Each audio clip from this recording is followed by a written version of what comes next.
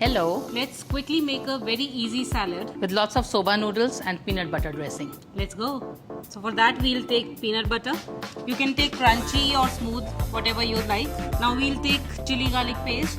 Again that's market bought. Now we'll add little olive oil to it. A teaspoon of honey just to add little sweetness.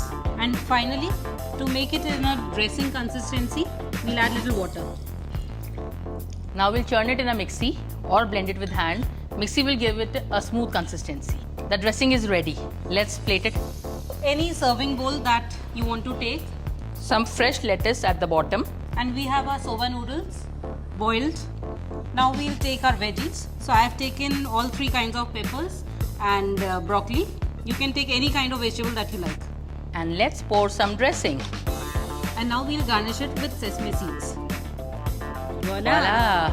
It's just so